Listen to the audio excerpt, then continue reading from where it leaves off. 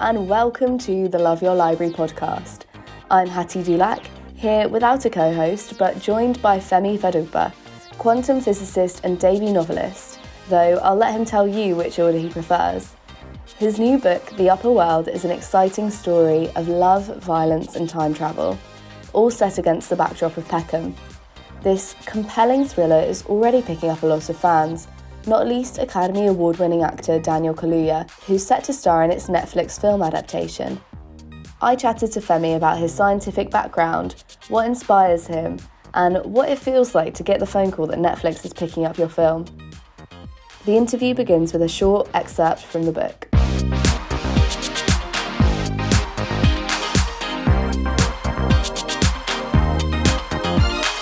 It takes an impressive mix of stupidity and bad luck to not be in a gang, but still find yourself in the middle of a gang war. I'd managed it in less than a week, and that was before the time travel. I knelt down, resting my elbows on one corner of the mattress where the sheet hadn't peeled off. Tired and alone in my bedroom, I was desperate for heavenly backup, but I couldn't make a call between Jesus, his mum, Thor, Prophet Muhammad, and the man he works for. That bald Asian dude in orange robes, Jesus' dad, Emperor Haile Selassie, my granddad's voodoo sculpture, Morgan Freeman, with that metal slab on the moon in the olden day film 2001. So to be safe, I prayed to the whole team. Dear Holy Avengers, I pleaded into my interlaced fingers. First off, please forgive me for being a prick on Monday and for lying to Mum about what happened.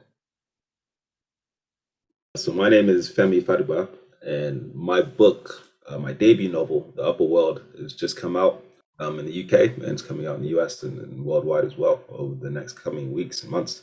It's a science fiction contemporary novel. It's a story about love, violence, and the physics of time travel that just so happens to take place in Peckham.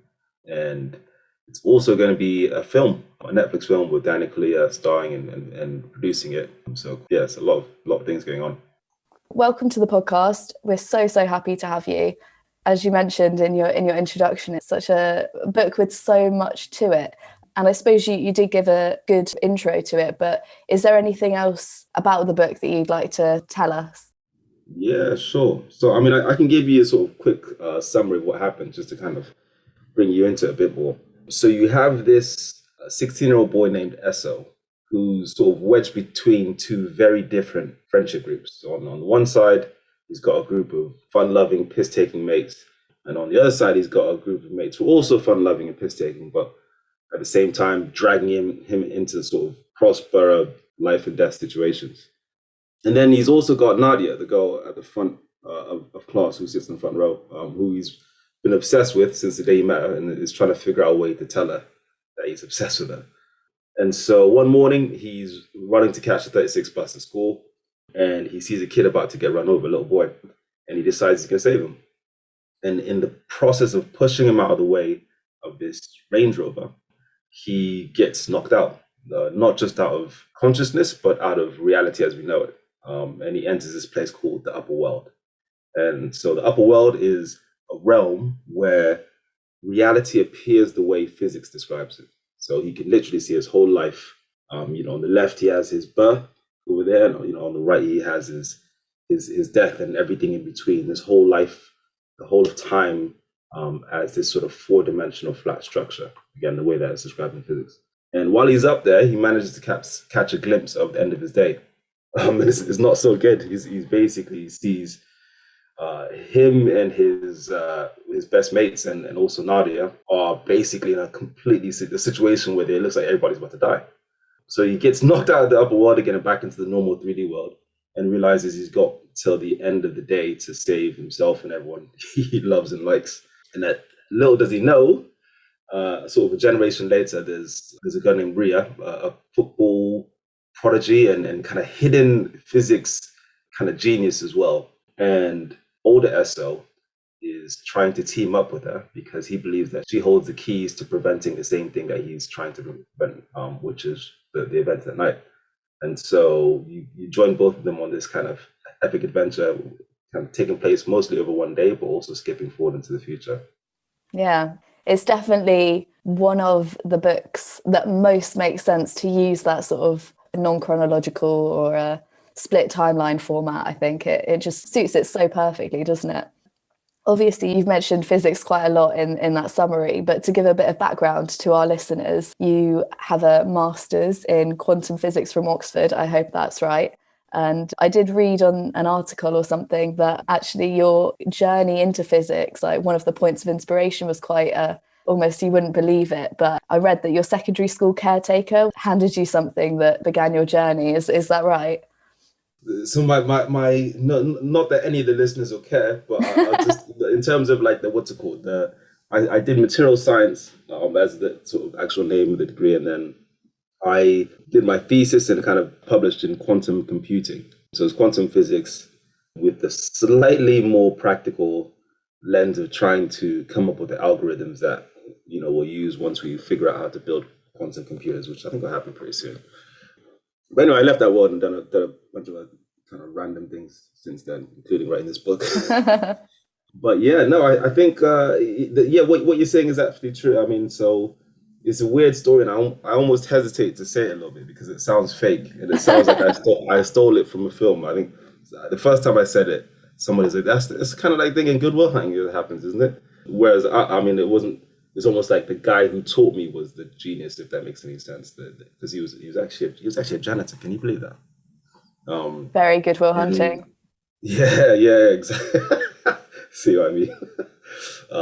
And so I mean, I think I was lucky, especially because before then I was pretty rubbish at school in general, not just at physics. I don't think I was the worst student, but there were a lot about school that didn't fit. And so it was a crucial moment because I think with anything, just getting someone curious about something is kind of the key step. If you can do enough to get someone asking questions, and then if you are lucky enough to be in an environment where you can follow up that curiosity and kind of feed it with answers as well, then when those two things connect, then you can actually bring a lot out of a kid. I think I believe that quite strongly again because I kind of went through a lot of some patches where I had to, I was definitely seen as one of the kids that was behind. So do you see the sort of representations of physics in this as maybe a gateway for people to get interested and spark that curiosity about it? Yeah, I hope so, actually. I mean, the goal is that if you read this book, I mean, most importantly, if you read the book, you get to experience a fun ride, I think, and something that you haven't really read before. I think regardless of how you feel about any aspect of the book, I think one thing I'm confident about is that it's different. It feels different. Because, sort of like combining the Peckham with the time travel physics.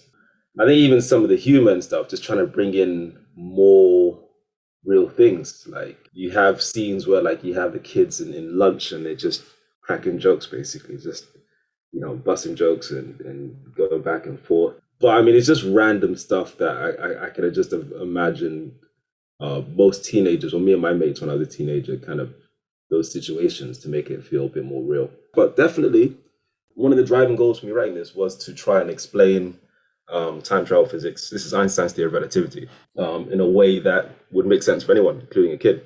So most of the people who read it all come back to me saying, I really understood it. Like I sort of actually really got what was going. And they always at the same time have this sort of things like, I'm not sure if I fully understood it though, which I think is exactly what I wanted, to sort of give you 80% of the answers, to sort of spark that curiosity. And then if you still, if I've done it right, then you go ahead and have a look at something else and get more interested in it. So that was definitely a big part of the motivation, yeah.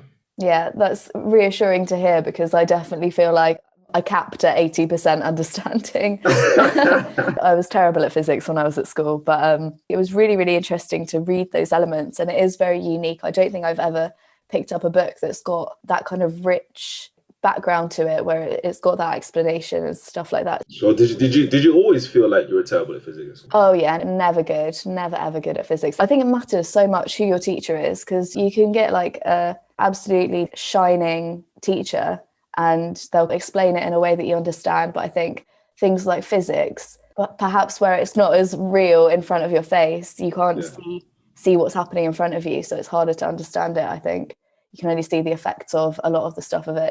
Yeah, sure. No, I mean, it's interesting you say that. That was in many ways what I was trying to do with the upper Mm. world. I think you're right. It's an abstract subject. You can't feel and touch it, but like you said, you can see its effects, right? So if I've got this mobile phone in my hand, and if I make a call right now, everybody will know. Everybody has this understanding that what's connecting us is this invisible thing, right? So these waves that are going from my phone to the blah blah blah. And so you have these things that you can't touch but matter. And what I was trying to do was take these abstract concepts you semi learn in school or forced down your throat, and then find a way to make them visual. So the upper world is actually a visualization of this stuff, so you don't have to make as much of a leap. Yeah, yeah, and it made sense. And the diagrams and stuff that you see in the book and the sort of explanation of those really helped to bring it to life. I think it's going to translate really, really well to a film. So that will be really good to see. So Yeah, do you God see willing. yourself as a sort of writer first, or a physicist first, or something else? That's a good question. You're triggering a slight existential crisis in me. I'm not sure if it's showing up, but um, do you know what? Probably, I mean, like for practical purposes, I'm a writer. I'm not producing physics output right now, and so I'm a writer, and my focus is just on writing a great story.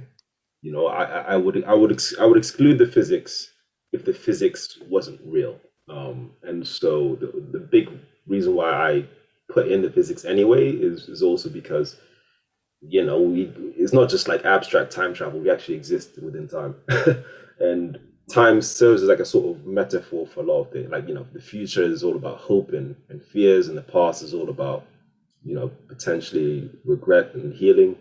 And so it also acts as a great metaphor for the things that make a great story. Hmm. So yeah, I'm definitely I'm a writer physicist. There's your answer. Thanks for pulling that out of me. No, that's all right. You can update your Twitter bio accordingly. Writer, physicist.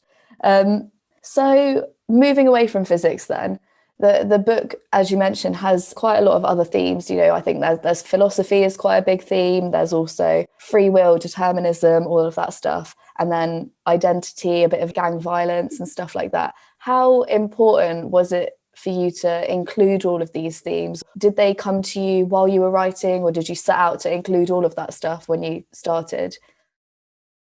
Yeah, I mean, I think I just wanted variety. Mm. I wanted variety, and then wherever I went, I chose an extreme of something.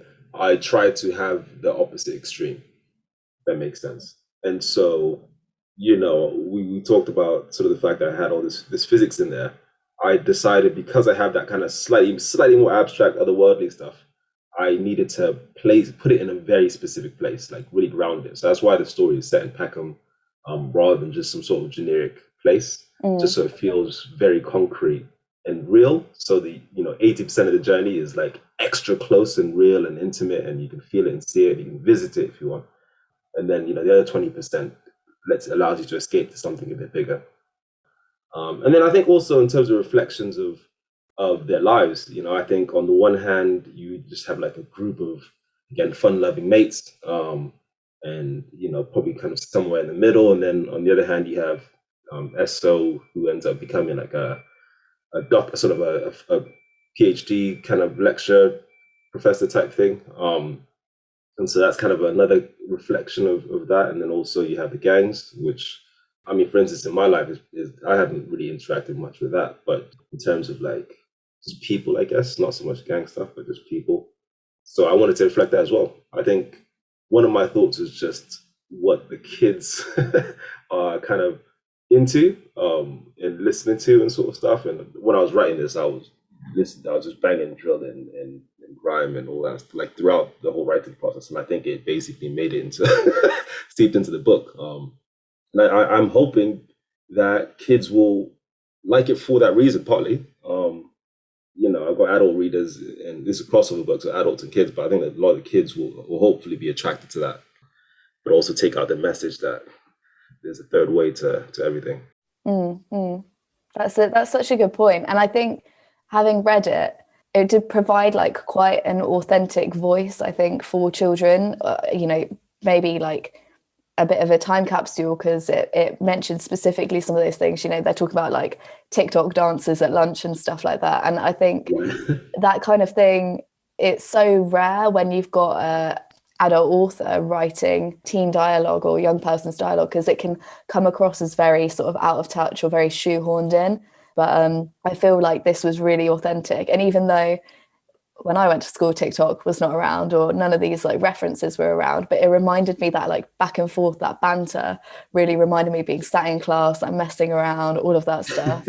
It's interesting to hear that the grounding element is really there, because I felt that so much while reading it. I felt, oh yes, this is a book that knows where it's meant to be. And I suppose I would call it sci-fi. I don't know if you would call it something different, but is this the kind of book that you like to read? Yeah, definitely. I mean, that was probably my number one bar. Sort of like, is this the sort of kid? I mean, the sort of book where 16-year-old Femi, 16-year-old me, picked it up off of the road and didn't know who it was by and read it. Would be like, this is sick. That was really the bar for me, basically, because it's so hard to judge otherwise. I mean, I'm a debut writer, and so I'd never done this before, and so you just, not only are you wondering whether your book is good enough, but also whether whether it's good enough to you, but also whether it's good enough to the world. But I think getting to grips with the first question, whether it's good enough to you, and looking at that from different angles is actually the way to getting it to the way of achieving it, the sort of everybody else digging it as well. Yeah, definitely. It's that classic from really amazing, important writer. I can't remember. She said, if you haven't write the book that you want out in the world, or something like that. Yeah. No, I love that. I think it's Toni Morrison. Toni Morrison. Yeah. No, yeah, 100%. So I definitely felt like what this kind of thing didn't exist when I was a kid. It didn't exist when I was in my 20s, and I still wasn't. I only started reading in my late sort of 20s, not too long ago at all. So it didn't exist then, and it didn't feel like it existed now. I spent a lot of time searching for something like it subconsciously, and just having that nagging thing that you're describing, just sort of like, does this exist? Until I finally decided I had to write it. Your initial point around sci-fi. I mean, the category is not necessarily ideal, because I think when people hear sci-fi, they think of outer space. Yeah. And they think of like going to to different planets, etc. This is very grounded. It's almost more, it's more psycho-spiritual than it is galactic. and I think there's other books like that, but that was another part of just making it feel like something anybody can pick up. So you say that you only started sort of really getting into reading in your late 20s. What pulled you away from the other things you were doing and into writing then? I think the first thing was probably just knowing it was an option to like have serious alternate interests versus work. I was working with a company, the solar energy investing company, based in Nairobi, and I was based in Nairobi and Lagos, kind of going back and forth doing solar energy projects. It was really cool work. I mean, it was sustainable energy. It was a part of the world that I'm from and want to see prosper. I think it took me until my mid-20s to realize that I actually had a strong creative muscle. So everything you just said about how you felt about physics was kind of how I felt about English and what are the other humanities? You know what I'm saying? Oh, there you go. I mean, actually, I always enjoyed art mostly, but I didn't do it to A level. I mean, I just did all the science and maths A levels. So I pegged myself as somebody who was a science person, and not good at that sort of other stuff. Almost I felt like it was an intrinsic trait that I am not good at this. So I think there was a bit of a switch in my thinking where I'd realized I had learned things that I didn't used to be good at. And then I had a friend or two who were just writing, and they told me, oh, it's actually quite straightforward. If you can have a conversation with people and you have like half decent grasp of like a few concepts, you can learn the rest. And so I just started kind of getting into reading and writing, and the reading came first. And that was, again, more just because most of the fiction I'd read growing up was recommended by my teachers, and it just felt really tangential to anything I was experiencing. So, I just had to start getting recommended books that I really enjoyed. And I was like, oh shit, that book was sick. What kind of stuff? What kind of things? It was all over the place. I mean, I had this sort of read like a birth where I just realized all this sick content was out there. But so it was all over the place. But I mean, I remember Americana was one of the earlier ones.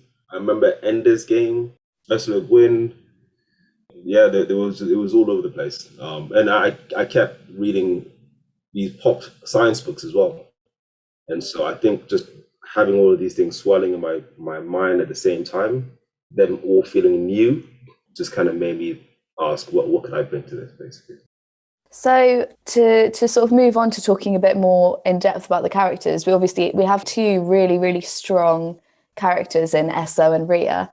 Did you enjoy writing them, and did you sort of learn anything while you were writing them? Yeah, 100%. I mean, probably Ria even more than Esso. Yeah, I mean, Ria's a 15-year-old girl, the second protagonist in the book. Yeah, I mean, I think just this like the obvious thing of like a guy like me writing a girl like Ria. There's some overlap, but not that much. And I think there's always a sort of question of like how when you're writing somebody who's different to you, how do you do that in a way that you don't just mess up the character and just like it's so. I mean, I'm sure you've read plenty of books where like, men have written girls and messed that up. And so I kind of ended up, the strategy I ended up using was kind of like a three-step strategy. So the first step was write Ria the same way that I would write a boy. Because I think the first kind of failing that I would naturally have is to assume, I mean, men and women are cognitively equivalent. Like we're born with these empty brains, and then as experiences happen, we learn certain rules. It's like it's very algorithmic, and it's just constantly evolving based off the environment and absorbing more information and constantly updating, so you can make up more. It's the exact same process. The only difference is the society that they're in, and I have a decent understanding of society. So anyway, first step was just writing it the same way you write a boy. So if this happens to them, how are they going to think? How are they going to feel? Blah blah. Second step was then trying to reading a lot more books with female protagonists and trying to understand and trying to think about what the differences are because we all also are different because of that different conditioning. And so that was the second step, actually trying to honor the differences. And then the third step, because I'm still a dude, was just getting women to read it and give me their very honest feedback and sort of not hold back from telling me if my baby's ugly. um, Did you have any shocking revelations during that? Oh, that's a good question. Well, not too shocking, but like just yeah. I mean, there were a lot of things. One was around hair. Actually, was a big thing because Rhea's a black girl, and so just like I think talking about the amount of mental space that can take. I've got three sisters, but I think even then they probably still hide a few of they to an extent hide the amount of mental space that holds. That was an interesting one, but I think for the most part it ended up wasn't too much different. I mean, I cheated a little bit because well, it's not really cheating, but she's really really into sports, and I was into sports, and so that helped in terms of understanding the nuances of that. And I think the level that top female athletes are playing at right now is higher by quite a bar than the level I was playing at when I was 16. So it was just quite straightforward to like just have her be really, really focused on that kind of stuff as well. Yeah, that comes across. Another element of the book that, coming from a library podcast, I was very pleased to see was that Peckham Library was a sort of central feature in the plot, although, maybe not the best example of how to use a library. But I've never been to Peckham Library. I went and looked online at pictures of it because it's described so well in the book. So you talk about like a surfboard type structure that's on top of it. And it's such a beautiful building. It's Yeah, like it stunning and really looks is. like the most incredible place. As far as libraries go, do they hold any sort of special significance to you? Yeah, I mean, I think there's definitely people who spent their whole childhoods in libraries. I've always just, and I think it's probably more Peckham Library than actually just libraries full stop. Peckham Library itself, like within it, I spent a lot of time in there as a kid actually. I'd be back in Peckham on holidays and like half terms, and then I would always go to the library. I'd study for my A levels in Peckham Library, for my exams as well when I was doing uni. And A lot of even some of the books that I read that went into the book came from Peckham Library. So it wasn't actually that intentional. There wasn't meant to be sort of a metaphorical message about libraries in there necessarily, but I think when you're writing, yeah, your subconscious just pulls out the things that are kind of most prominent, you know? Yeah. I mean, I love the fact that they made a beautiful building and you have kids running in and out there all the time. And it's a place where they can kind of just have a bit of quiet, you know, and sort of do something besides all the stuff that we all do, which is look at our phones or have to like talk to people or be shouted out by people. Yeah, No. exactly. It's a good space, is the library. Yeah, so I think my next question was really going to be about possibly the most exciting thing to ask an author, which is, obviously you mentioned that you have Netflix picking up the film. You know, how did you feel to get that news? Something that you'd written had been picked up by Daniel Kaluuya and had interested people at that kind of level. Yeah, I mean, it felt insane to be honest. You know, let me tell you where my mind was at when when I went into all of this. I mean, I spent 2.5 years writing the book, and then I submitted it to a bunch of publishers through my agent who I got in a couple of months before. And when I wrote the book, I was in a state of mind of like, okay, do you know what? I did my thing here. Like, here's what I felt. I was like, this deserves to get published. And I had no idea how I was going to do, but I was basically readying myself for the fight where people were going to say, you know what, this is, this doesn't quite work, blah, blah, blah. I was ready for the fight basically because I thought it was good enough. That's where I was. And so to have kind of the opposite happen and just like have a lot of love and support for the book and interest from people like Netflix was completely, yeah. I had to put down my boxing gloves and put on my party hat. And so, yeah, no, I mean, it's weird as well. Ultimately, I'm getting to do what I want, what I wanted to do, what I want to do, and what I've wanted to do for a while, actually. And I'm getting to use my creativity, which is sick. It's a privilege. It's also just really overwhelming, just because the gradient of change in my life has been steep. And so I'm just learning a new industry. I'm launching a new book. I changed where I was living. I was in Kenya actually just before the pandemic, and then moved back to Peckham when the world was shutting down. The book is out now and it's launched, and so now I can like kind of think about a few other things, and so I'm writing book 2. So yeah. I'm enjoying it still. So did you do any writing during the pandemic? Was that, you say you wrote over 2 years, was any of that time during the actual lockdown? I did a lot of editing. So when my book got picked up by Penguin and also Netflix, I still had to like finish. I still had to do the. I handed in a finished book, but I still had to do a couple more drafts, and those can take ages. So I had another few months of those that took me like late into last year. Must be quite an ego boost that an unedited version of your book got picked up for a film. You know that you've written something very good when that happens. Yeah, no, I'll take it. I'll take it. It was sick. I mean, you're right. It's a really big stamp of approval.